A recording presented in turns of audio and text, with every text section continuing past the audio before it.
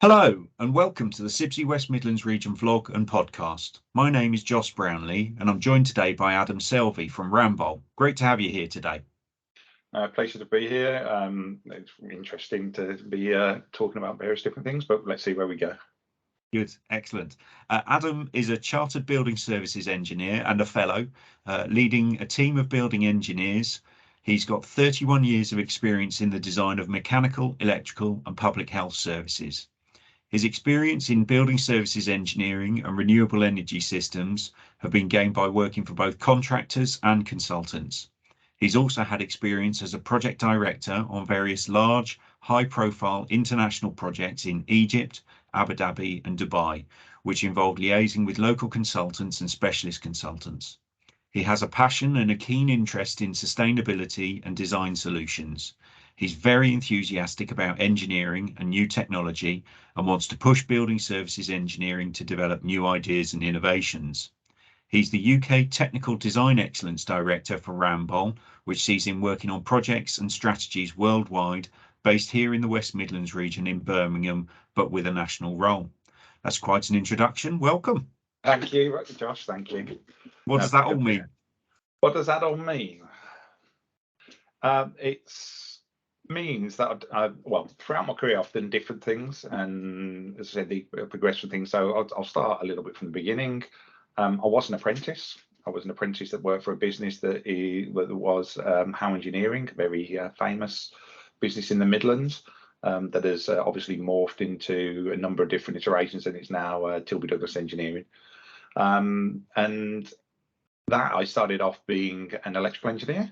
I started off actually with going back and doing my crash certificates as well, because they wanted all the electrical engineers to learn how to be an electrician, and then worked my way through, and then eventually started working in consultancy for WSP, and that progressed me doing lots of different avenues of work. I did my degree at South Bank and then did a master's at South Bank at the same time, part-time. Led me to work on some interesting projects throughout the world, from things like Malav Emirates in Dubai, once got the ski slope on the side, to also Malav Egypt, which has also got a ski slope on the side, through to Masdar Project 1, which back in 2008 was the first zero carbon, zero waste project that I worked on. So this is us going net zero mad, so it's really good. And then also more recently, I've got into sports and entertainment and working on projects in Valencia, Abu Dhabi, and it's kind of, what I would say is, working across the world has given me a different perspective of engineering, and I think everyone should do it to some extent, because it actually means that you open up and you learn things off other people. Because I think actually if you start to kind of interact with Spanish engineers, or you interact with Egyptian engineers, you start to see that broadly we all do the same thing, because physics doesn't really alter, but we try to make it more complicated in our own individual regions than it actually needs to be. So you'll often see people doing the same thing but don't necessarily know why they're doing it, but then you kind of look at the regulation, and one thing will say one thing and one thing will say another. So I think it broadens the perspective of engineering and gives you a bit more, rather than just code compliance looking at stuff, you actually start to question the reason why you do something, which is always very interesting. Rather than regurgitating the same thing time and time again, just because that's how we used to do it. Yeah, and something in a book tells you to do it that way, and it's almost like the book has told you to do it that way for all these years, and people almost forget what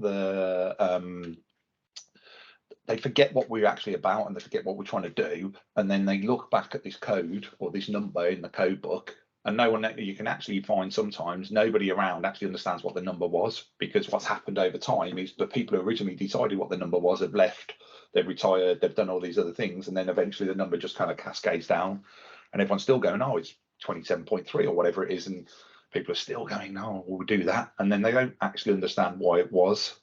And that happens with different code books as well. People borrow things from like NFPA in the States, or they borrow something from the Australians or wherever, and they kind of bring it into their standard, and the next thing you know, it embeds in there, and everybody's just following that number without also, the good practices from elsewhere, outside the Isles.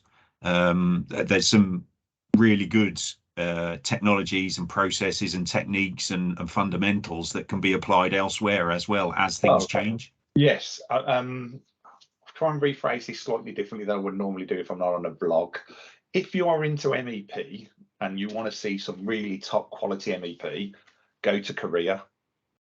Their whole view of MEP in terms of how it's installed is very much, it's in their psyche. I did a project for a shopping centre at the end of the Olympic rowing boat race where Steve Redgrave won one of his gold medals at the Seoul Olympics.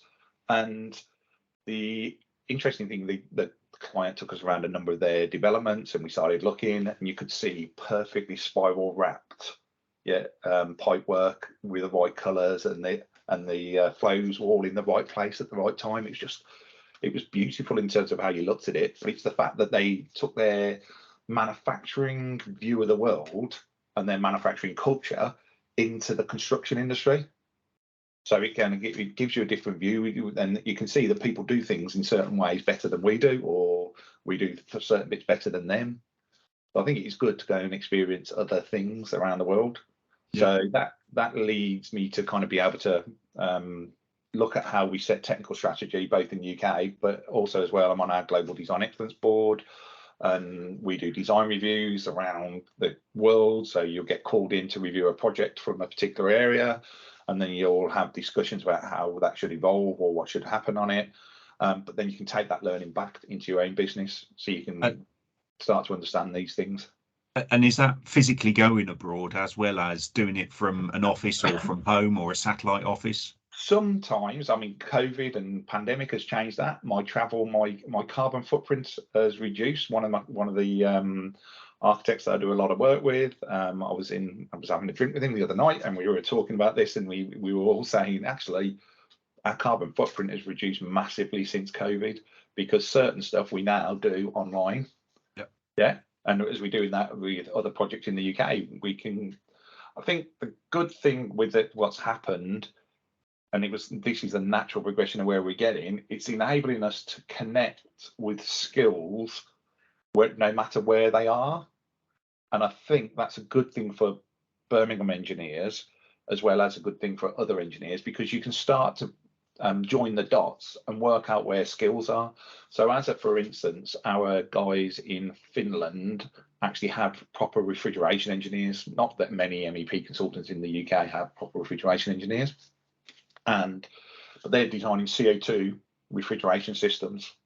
So I was looking at a project where we got an ice rink in an arena, and I managed to go and find the guys in Finland to advise the client, because that wouldn't be able to happen in the old way, where without Teams and without all the collaboration and everything else that you can do, you can't find people as easy. And then it takes time because you've got to email them, or you've got to pick the phone up, or you've got to do. So all of that stuff, whereas actually we can start, borrowing skills where we haven't got them, but also exporting our skills to other people, because then people will pick the phone up, often to me and to others, and be able to come back in and go, well, actually, you've done this before. Can you give us some advice? So that whole process, I think, of kind of the pandemic, which has sped these things up, it's opened up an opportunity from a technical perspective to connect people more. Yeah. But it does involve also travel. So not so much, but I've been to, since the pandemic has finished, I've been to Lille for work, I've been to Stockholm for work, I've been to also Copenhagen to our head office. So a few times, but not as much as I was before. My carbon footprint was probably atrocious before. Well, yeah, certainly more than it is now. But as you say, using technology and exploiting the technology, because some projects may not need you to physically be there looking at it. Somebody can be on a camera who's based there doing the installation or doing the quality checks, and take you around virtually on a camera whilst you're set elsewhere. Yeah, I mean, some of our guys in our Southampton offices work in heritage, not in building services, but work generally in heritage. They've been using quite some time 3D cameras. So you go around a site, you go put the cameras where you want, and then I would notice that you would be sitting in an office somewhere in the UK, and there'd be an MEP engineer actually going to site, but not going to site. They would have on their screen the plan of the building, because in heritage you don't really want people traipsing over it on a regular basis, opening stuff up and doing what you need to do. You want to do it once, kind of go. And they were able to go to site. So when they were designing in the Revit model and they were calculating and doing everything they need to do, it was enabling them to kind of just go, okay, I need to go and look at that plant room. Oh, click, click, click. Yeah. We also used it on the pandemic, where a project in Birmingham, we managed to, people couldn't get into it because of the pandemic, and we had the cameras put round, and the whole design team was given access to the positions of them, and the whole design team could walk around site virtually. Yeah, and this stuff is there, and it enables us, if we embrace technology, to start to change what we do. So for me, it's about that kind of, okay, how do we? It's a bit of a strange thing, I would say, because generally, because of the time constraints and the pressures we're all under in construction, you can start to see actually people don't really necessarily embrace technology, because if I'm going to ask you, Josh, and say I want something off you tomorrow, yeah, you will look for the quickest way you can do it now, not the quickest way you can do it in 5-10 years time or 12 months time. So actually it's quite difficult, but I find that working for Ramboll is pretty good, because generally the whole business wants that change from the top. We're back in the group in Copenhagen, and we're a foundation business, so it enables us to make these sort of changes all the way through. Everybody's trying to look about how we embrace technology, how we digitize, all the sorts of software we use and these sort of things. And it helps a lot, because ultimately you can cut time down, but let's be careful, because part of the, and we'll talk about CIBSE, is part of the SDE, the concept design in a day. Yeah, so there was this challenge, 1-day challenge done by the Society of Digital Engineers, and it was concept design in a day. And part of the SDE, sit on the exec committee for them, and we had the presentations from various different people, design teams, from contractors to consultants, and they all came and did this concept design in a day. And when we were given it, it was like, okay, that we can cut all the fees down now. Well, all our clients will be telling us to reduce stuff, and I'm like, well, no, it's not that. We're forgetting what design is. So this was a particular site, yeah, which was the Carl Collins, bless his soul, had done purposely. He'd given a great big plot of land and put a smaller building on it. Yeah. So they just went and rushed through and said, well, this is the options, this is what the load is. And everyone was like, I can do that in a day. I'm like, yeah, that's good. But now what you need to think about is, okay, how does the business model affect the design? And they're like, what do you mean? Well, it's a hotel. You've let all the rooms face away from the this lovely dock harbour. Yeah. So actually what you want to do is turn the building round, and then actually what you might want to think about doing is making it single-sided. So make it taller, but make it, sorry, I live by a train line, so it's a bit noisy, but you might want to think about making it single-sided. So now I'll increase the value of all the hotel rooms. Yeah. So if I increase the value for all the hotel rooms, now that's going to mean I've got a different building services system. I might have different loads. I might have a different thing. So now the concept design in a day enables me to evaluate different options to get to the right solution for the client. It was very difficult for building service engineers in particular, because we handled so much information. It was very difficult for us to do multiple options in that sort of time frame, because we're kind of pulling all the bits together, all the strands, plugging it in, yeah, and trying to get the right answer out. So that only means that we can only do 1 or 2 options in concept designs, or 3 options. Now with technology and looking at the business model and everything else, we can relay these things together to try and improve the total outcome for the client. Yeah, and building services isn't just about the lighting, whether it's electrical lighting or day lighting. It's about the ventilation and the water and the drainage and the power. And yeah, as you say, if you can optimize the orientation of the building to make best use of the natural features, then that reduces the energy consumption and it increases the value of the room, so that the business model can benefit from it too. Yeah, so I think it's linking that, and as engineers we need to get better at it. it's understanding business models and understanding how our engineering affects, or even not necessarily even just business models, the outcome. Yeah. So a project I worked on in Valencia, fantastic project, but the architect, we were sitting and talking about the concourse, and the argument we had was, okay, let's make the concourse naturally ventilated. Now, I didn't want to make it naturally ventilated for reasons of environmentally friendly. Yes, that was the kind of like the side issue. The issue was that Valencia, if you've ever been there, is a lovely climate. You can sit outside quite a lot. You can have a drink. You can eat some tapas. You can do lots of different things.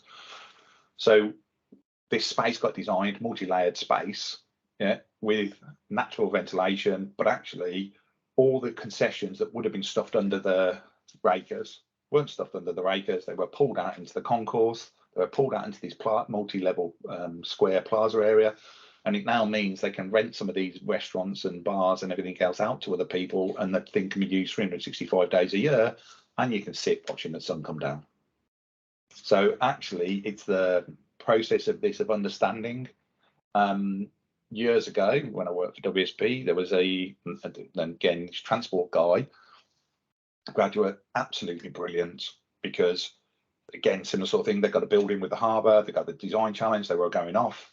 And everyone was coming and going, green roof, green roof, green roof, green roof. And as part of their kind of like, we'll have a green roof, we'll have a green roof, and he'll do attenuation, he'll do this. The guy came in, the transport guy, and he said, we were on the panel for one of the, I was on the panel for one of the interviews.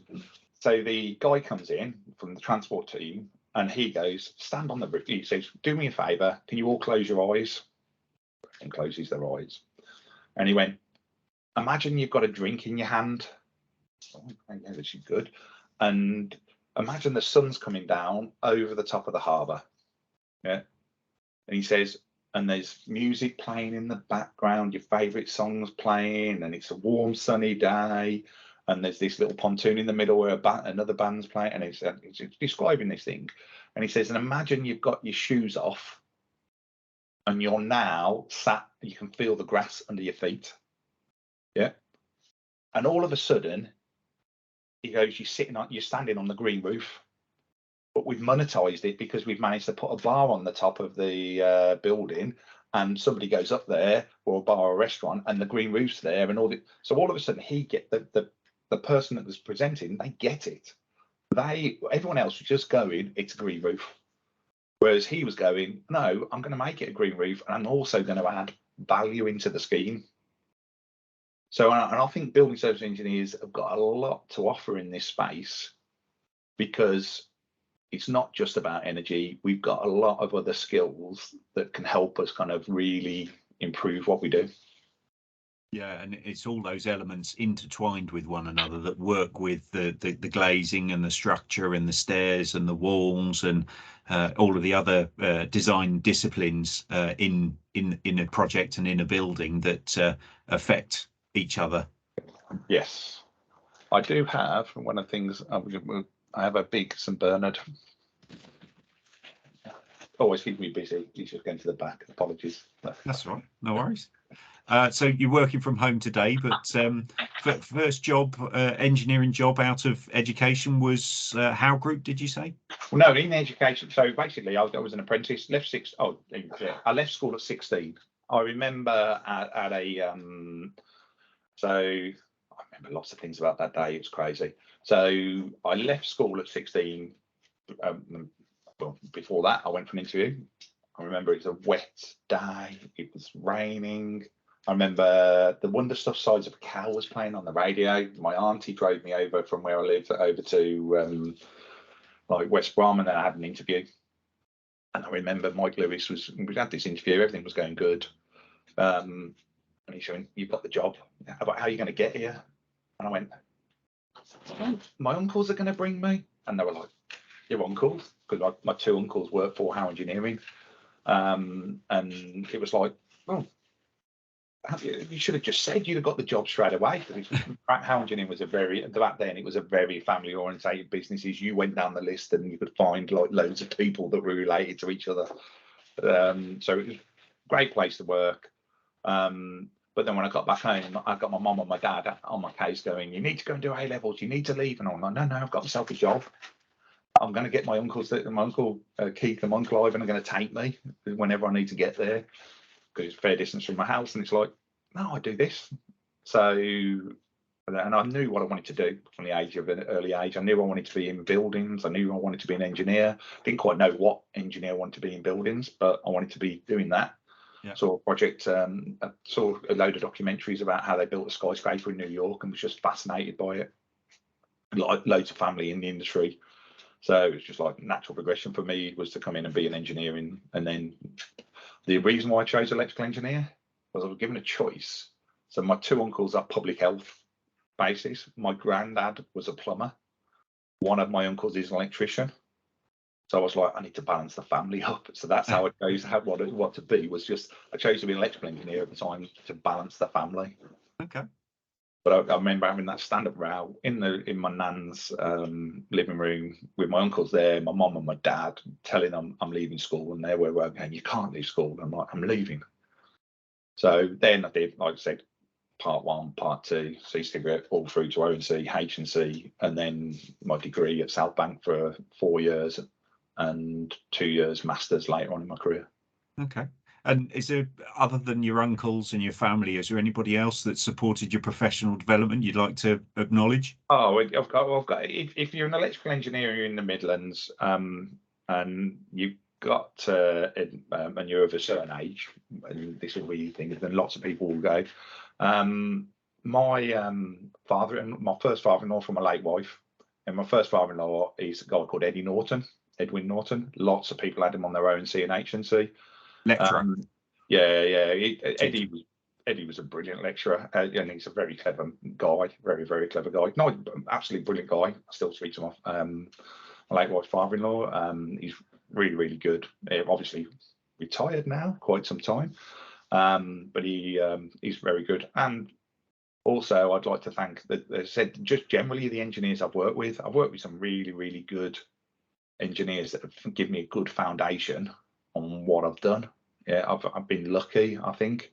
I've had people challenge me all the time and kind of make me do things in a particular way, and I still can remember different things from different points in your life. And I think most of us probably should be able to remember an engineer that's kind of made us do something that we thought, oh, at the time. So a guy called Nick Gardner, who went to work for, was at engineering, and eventually went to work for EIC, and then I think he's retired now. But Nick made me solve a residential lighting circuit in Kirchhoff. Yeah, to this day it sticks in my head, because it's just like one of them things where he was trying to prove to me that actually, instead of just using the standard calculation methodology that was like first fitting, last fitting, half, yeah, he was like, well, nah, this is really, really close on the volt drop. I'm sure if you can't analyze the inputs and outputs of this whole residential building, we can go. Now, I'm an apprentice at the time, so I'm really cheap labor. I'm sure if you go and do it, Adam, yeah, that actually can prove that we can use 1 mil rather than 1.5, and this is for like 300 units. So he's like, right, go off and prove it. Yeah, you can. There you go. So I think you remember different bits of your people that have kind of really had a good influence on you, and even now you get influenced by people from all over the world. I'll get influenced by people all over the world. Get people influenced by younger people. I think the digital piece at the moment is there's lots of people influencing me, I'd say, from kind of how they're working and the sorts of things they're doing, and you can see different ways of working. So yeah, no, lots of people.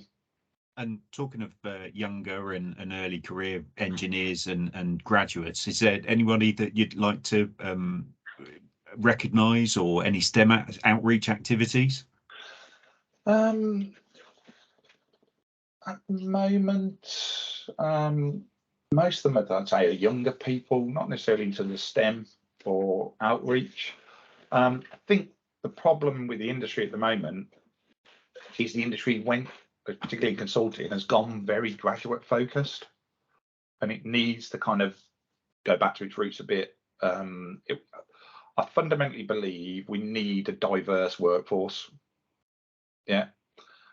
The issue, this is just my personal opinion, this isn't a Ramboll opinion or anything else, but I believe we need to have a diverse workforce. The only way we can get that diverse workforce is through apprenticeships, and the industry needs to start looking at that a lot more. If you looked at the stuff from Wise, they publish like the number of women, for instance, coming out, or the number of different ethnic minorities. If you look at the graduate number coming out of university, it's about 70% white male. It's about 80% male.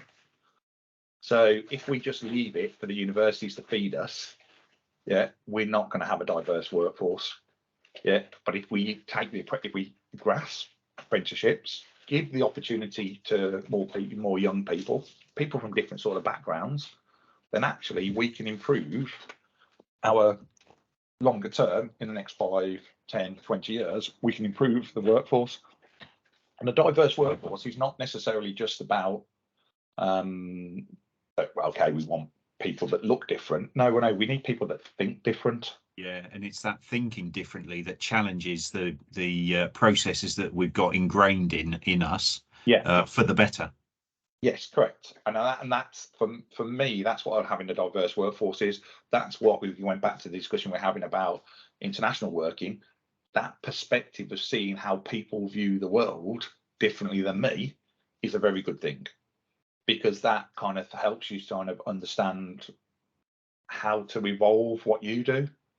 If you don't see people with a different level and a different experience, and all you see is the same people thinking the same way as you, doing the same thing, then ultimately you can't progress, the industry doesn't progress, and it's quite difficult. Yeah, absolutely. Yeah, totally agree with that. How do you see the roles changed over the past year or so? The roles changed over the past year or so. I think more and more people are looking at net zero. You can see people kind of focusing on energy. But I am, and you and I have talked about this and different stuff, is we are really focusing too much on energy, in my opinion. I think that focus is driving us down a particular route and a particular solution. We're forgetting what we are as building service engineers, and I've got a MSc in sustainable energy systems, so in theory I should be in that group. I worked on a net zero project over 10 years ago, so I should be in the whole kind of net zero piece of kind of, yeah, it's great, and reducing energy is brilliant, but not at the expense of what we're trying to do, which is we are trying to provide the best environments that help people thrive and help people kind of be healthy and well in what we're doing. And I fundamentally believe that's where we need to kind of grasp and go back to try and understand what we're doing. So we've recently done a study on how our homes drive our emotion. We've done this in conjunction with the Happiness Research Institute in Copenhagen, our colleagues in Denmark. We've had money from the foundation, money from Rail Denica, money from the UK business, to see how we can see that certain things we do affect people. And if you think about it from the kind of like the energy piece, and we get this thing which is shrink the windows, and the UK GBC are kind of going 30% glazing on residential. So let's think of the pandemic and think of the fact that we locked everyone in a room and we starved them from daylight. And there's lots of research about what daylight does to people. So you start thinking, well, okay, daylight drops your serotonin levels, so makes you depressed if you don't get enough of it. It messes with your circadian rhythm, so your sleep patterns all over the place. It can cause type 2 diabetes or the onset of type and contribute towards it. It can do lots of different things. So all of a sudden you start thinking about that. Well, reducing daylight affects a thing called non-visual light. It's not about reading what's on the paper in front of you. It's about kind of your brain triggering chemicals and doing all this other stuff. Well, okay, when that's happening, there's a study that the guy from Loughborough University's done that shows, okay, start at up to 210 or something like that, up to 960, up below 210, yeah, no effect. Your brain doesn't start telling itself to produce the chemicals because it believes it's in some sort of darkness. And that's not about you being able to read stuff. You can read stuff at 200 lux. This is your brain's not telling it to do the right thing. And up to 960, that's 100%. So if we design environments that aren't fit for the people that are in them, which is what building service engineers we were put on the planet to do, then actually we create carbon emissions in other places, like the pharmaceutical industry. If you look at the NHS, the biggest amount of its carbon buildings on the NHS carbon emissions, 10% of the pie. The bigger bit of the pie is medicines, chemicals, medical equipment, and anaesthetist gas. And all of that combined makes up 35% of the carbon emissions of the NHS. So we need to think a bit more holistically. We need to bring ourselves to understand, okay, right, we do this and the lever does something over here. The other part of the window analogy, of course, is the amount of energy that they emit and lose the heat within the space. So it's about getting that balance right, all things considered. Yeah, it is about balance. It is about balance. As to phrase the Cobra Kai method, or go back to the Karate Kid method. Yeah, it's all about balance, Danielson, as he would say. And it is, you're right, it's about getting the right sort of levels. It's about trying to find the sweet spot, as opposed to necessarily turning around and going, well, I can just. So if you think about energy like food, and let's think of it in that way, actually, if we have too much, we become a beast. Yeah. If we have too little energy, we actually become malnourished. We suffer from malnutrition. We suffer from all these illnesses. We become unwell. We have to have as humans, we have to have the right amount of energy to sustain ourselves and in food. So actually, why do we think it's any different from the built environment? Why do we think it's actually we can go get it down and we're clapping ourselves that we think we've saved all this energy, but then all of a sudden we've created problems elsewhere. So yeah, balance, Danielson, as they say. Well, yeah, problems with both mental and physical health, and the Karate Kid. That a favourite film of yours? No, it's just the kids love Cobra Kai. I've got 4 boys, and the 2 older ones love Cobra Kai, and they one of these things. Probably shouldn't let them watch Cobra Kai, but the 2 oldest ones always love Cobra Kai, and it's like then you show them the original Karate Kid films and kind of that sort of stuff. So yeah, not one of my favourite. It's all good film, but it's not the same my favourite. Favourite film being? Ooh, so I have slightly different films for different moods. So my favourite Christmas film is It's a Wonderful Life. I think it's a brilliant thing. I like James Stewart, he's really good. Favourite film? I like Star Wars as a films, but my favourite Star Wars film has got to be the classic of Empire Strikes Back, followed by, I think, Rogue One's not too bad. That a controversial statement? No, I don't think. I think Rogue One it's quite an interesting film. It just bridges a gap of stuff that wasn't in the original things. Oh, sorry, barking again.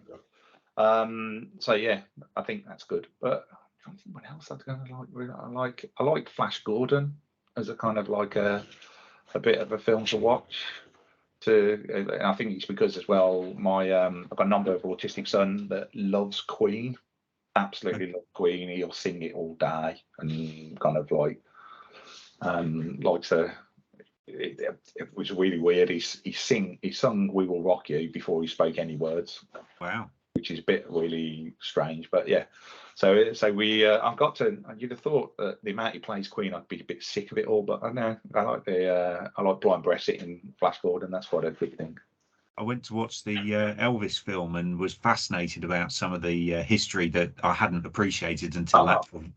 Yeah, no, I agree with that. I think when you watch some of these things and you delve into the past, I think we have a view of history that's kind of whatever we were taught, and then, like you said, all of a sudden you start to kind of. I've just recently finished watching Iron Mike last night. And nice. Yeah, on Disney, and you kind of think about him the way that was portrayed. You think about him in a more kind of complex character. He's obviously a complex character, but you don't. So is he the pantomime villain, or is he a nice guy, or is he just somebody that is a nice guy that actually went the wrong way a few times? And I think actually when you start looking at it, not being black and white about it, yeah, he's done some really horrific things. Yeah, and even he admits he's done some horrific things. but he partly was a product of what was around him, and that's enabled him to kind of grow. And it's just really good at that. The not to spoil the ending because everybody knows about Iron Mike, but the last fight, one of the last fights he has is against Lennox Lewis on the in the documentary, and it's just brilliant. Lennox Lewis just knocks him out, doesn't it? So it's just like Lennox Lewis knocking Mike Tyson out, but it's just that kind of, it's really good. And I think there's I think nowadays there's quite a few series that you start watching a bit more. Have you seen, well, we've gone back onto building services, but have you seen some of the Apple TV stuff? Is brilliant. Some of the series in the Apple TV stuff is like, so the Severance one that was done by Ben Stiller was the director. Severance is really, really thought-provoking. So in simple terms, it's about a guy that decides that he can have an operation to have his personal life and his home life completely separate. So that when he gets in the lift to go down into the basement to do whatever he does for work, and everybody else does the same thing, it's like his personal life just kind of like, it's called outies. So his outie doesn't know he's innie. So he's innie's inside work, and his outie's like outside work.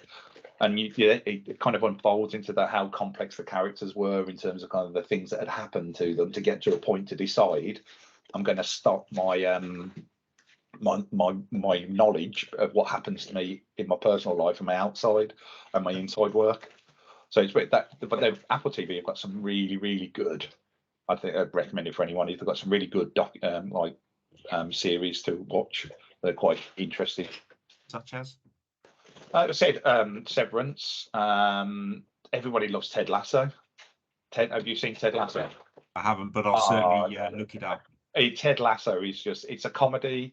I started watching Ted Lasso with one of my lads, and I just started we sat there. At first he was like, I don't want to watch this, and then he started watching it, and he's like, I want to watch more episodes, come on, keep going. And we literally binged the whole of the first episode, the first series.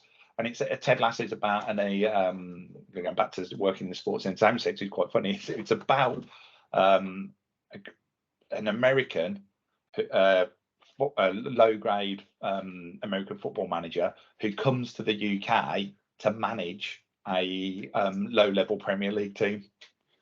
Yeah, a fictitious one called Richmond, but it's just funny. It's just kind of this guy trying to doesn't even know the offside rule, doesn't even know all these different things, and then everyone's like swearing at him when he's walking down the street and everything else. So it's won Emmy award-winning stuff. So again, like the Apple stuff has got Emmy award-winning. Excellent. You mentioned quite a lot about skiing and snow and ice. Are you a keen skier or snowboarder? No. I went and snowboarded once when I was at Malav Emirates, but no, I'm not. I don't really. I've only done a couple of snow parks. I will mention a person, the guy called Simon Long. He works for WSP. Simon and I are good friends. He and I worked a lot together, but he's been working on lots of, again, exports of Birmingham around the world. He's now an international expert on real snow, indoor snow parks. Yeah, so that's what we've got in the industry in the West Midlands. We've got a lot of people that've got some really, really good specialist knowledge that we go and export it. And that's another example of a team of people in WSP that have got that sort of experience to be going and do stuff in Saudi, in America, all over the place. Yeah, and I think it's when we pick. I do think there's a thing about building services where specialising in a particular group of sectors is a really good thing, because we're designing for people. We need to understand how those people react, and therefore, help people, specialists in healthcare. Yeah, we've got good people in the region that are specialists in healthcare. We've got those sort of things. It enables people to kind of think a bit broader than just sizing the pipe or the wire. It's how, again, going back to how the design affects the outcome of the people that are there. Yeah. But so I think having that is a good thing. But no, I'm not a skier. No, I'm not a very good skier. I wouldn't call myself remotely anything good. Okay. What do you think the future holds for building services engineers in general? So I think, as we said, the digitalisation, and which really I'm interested in, and kind of that piece changes how we're not, we eventually become, at the moment, we're paid for quantity and doing and everything else. Yeah. I think the future holds for us is we're not going to get paid for quantity and doing. We're going to get paid for something else, because we're going to automate that process and automate that out. And then also we enables us, as we said before, to think about what if, yeah, and how that what if affects someone's business model, or it affects society, or it affects people's health. And I think also the future for the building service engineer is thinking about complete ecosystems. So it's being able to go, okay, we are very good at systems, yeah, mechanical engineer, pulls ventilation, cooling, heating all together, doesn't it? And they're discrete systems, and they're kind of brought together and they're integrated into one system to create the right environment for people. Same with electrical engineers, same thing. And then you get building service engineers kind of pulling everything together at the top. So actually, the role of us is to kind of like reach out and think about other systems and other things that kind of jump in. So do we need to go and talk to psychologists, human factors people? Do we need data scientists? Do we need, what other skills that we now need to go and interface with and bring completely into the system, so we can then be advising our clients on how it affects them, or it improves their business model, or it affects society. So actually then we need to be a bit more broader than where we currently sit, because if we just sit and think it's about duct and pipe sizing, we'll be extinct, because the computer will be kind of taking a lot of that away from us over time. And we need to kind of wrestle our way into a new future, because I think there will be definitely a future for building service engineers, and will be the heart of some of the decision-making processes, but we need to transition to that process. Yeah, and there's a big piece that I've been reading about recently about overheating, but somebody's extremely uncomfortable is maybe different to somebody else's extremely uncomfortable in overheating, and it may be 1 degree or 5 degrees difference in temperature, but yeah, it's quantifying that, how uncomfortable are you, or how comfortable are you. Yes, but I think we need to go back. The Americans are pretty good at this. The Americans, if you go like ASHRAE 55, yeah, as a good standard, and the EN equivalent, they don't specify. I think it's because they deal with a multitude of different climates. So because they deal with that multitude of different climates, from Texas or Arizona being really, really hot up to Alaska being really, really cold, they don't specify temperature in the same way as us. They specify comfort, and you've got to meet those comfort levels. So I think, again, going back to, we can learn from around the world if we start to look at people and say, okay, that comfort is a good one. Let's grasp comfort a bit more, rather than just turning around and go, it's 24 degrees. Well, no, what's the airspeed? Yeah. What's the radiant surfaces? Yeah. So can you actually have 28 degrees and it still be comfortable? Well, 28 degrees with lots of air movement is quite comfortable, but 28 degrees with no air movement and high humidity is awful. Yeah, there's plenty of factors that we as building services engineers have to take into consideration and balance, which is part of the problem solving as an engineer. But thank you very much for joining us today. I know you've got some constraints on your time, so just a couple of last questions, if I may. Yeah. What do you like to do in your spare time? Well, do I get spare time? I've got 4 boys, that be ranging from 11 through till 4. So spare time gets taken up a lot with them, running around doing things. No, I used to do sports years ago, but again, that's quite difficult with me trying to balance things for your boys and making sure that they do sports. They at school they do a lot of rugby. On a Saturday, take my non-verbal autistic Selvey to music lessons. That's quite interesting. He goes to there, and his teacher is officially, his teacher for music is officially music. He goes, hello music and bye bye music. So it's kind of like, that's quite good.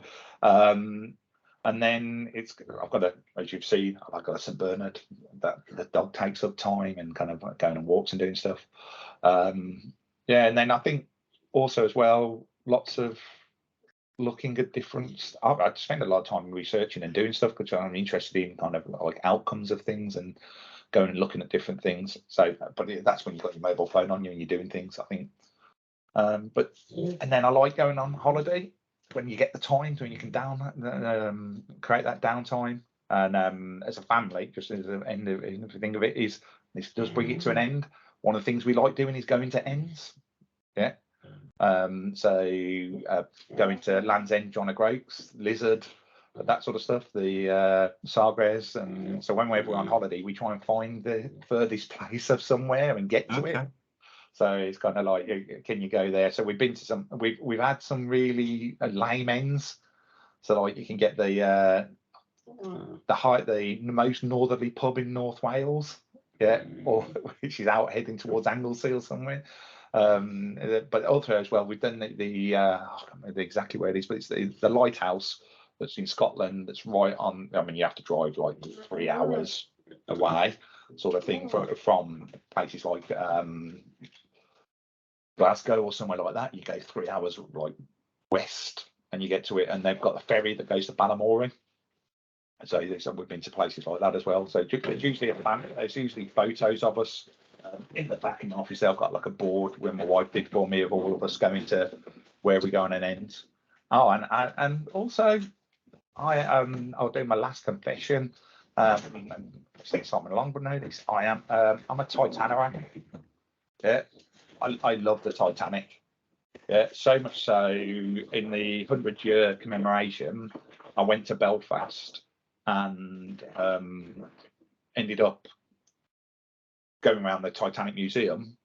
And me and Tom were walking around the Titanic Museum. We were having a look and seeing all the replicas of everything, and really great museum if you're a Titanic fan. And as we walk out of the museum, and the next day I went, managed to go around the actual Harland and Wolff drawing offices because they'd opened them up at the time for the commemoration. And then you can stand there in the actual vaulted ceilings where all the guys were doing all the drafting. But so as we're walking out of the museum, we walk and go to one of the museum staff and go, "Well, where's any artifacts? You've only got replicas." I went, no, we can't have artifacts because our patron is Robert Ballard. I'm not Robert Ballard. He's like a hero of mine, like the guy who found the Titanic, but he didn't just find the Titanic, he found all the stuff. And it's like real hero of mine. And then like next thing you know, it's like, oh, but he's Robert Ballard's lecturing tomorrow night at the 100th day, the 100th anniversary day. He said they've still got tickets. So off we trundled, got some tickets. Next night, come back, and we had the Robert Ballard walks down the replica grand staircase in the Belfast Titanic Museum, goes to the bottom, and I've never seen anybody do a presentation as good. Literally 4 images, and he explained, and they're just images up on the screen, and he used them to explain how he found the Titanic, and it was just fascinating. It's just like really, really good, and as I said, that's what I am a Titanic. I've never heard that term before, but yeah. I hadn't heard it until I actually was in the Titanic Museum, and it's got this thing that it's like it's got a. I bought my son at the time, the eldest. My dad was a Titanic. Yeah, as a thing. I hadn't heard it. It was a thing. But apart from, I'm not as someone was saying, I'm not as Titanic as the 10-year-old boy that came around on the tour we did the next day. Who every time they asked any questions, his hand was straight up. And so knew the answer. Yeah, he definitely knew the answer. He was more geeky than I was about the Titanic. And you were impressed by it as well. I was really impressed by him being. Definitely, it's it was. I did this. You're like, oh, yeah. I think he even knew facts I didn't know. It's like really. And then he's probably that. I don't read books in the sense of I read a lot of information, but I don't read books. But one of the books I did read was recently I read it again. Is the I've got a book which is 100 facts about the Titanics that you didn't know. But what it is transcripts of both the American and the UK public inquiry, and it compares what was said side by side of different stuff. So interesting fact.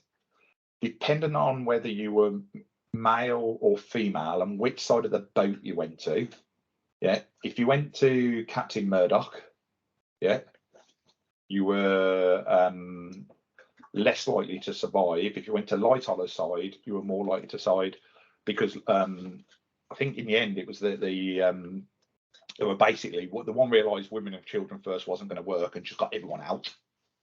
Yeah. And the other, in the pressure of it, was still keeping women and children first. So you were more likely to survive on, I think it was Murdoch's side, than you were on the other side, because they were like, if you were a man, went to one side, you were more likely to survive. If you're female or whatever, so there were interesting decisions made when they were really under pressure. Yeah, fascinating stuff. Well, as I said previously, thank you very much for joining us and sharing with us what you have today. If anybody watching or listening would like to share their thoughts with us, please don't hesitate to do so. Also, if you'd like to feature in a future episode, or know of, or can think of somebody that you'd like to find out more about, or is an inspiration to you, please don't hesitate to get in touch. Please like, comment and share, and we look forward to the next episode of the CIBSE West Midlands Region vlog and podcast. Thank you, Adam. Cheers.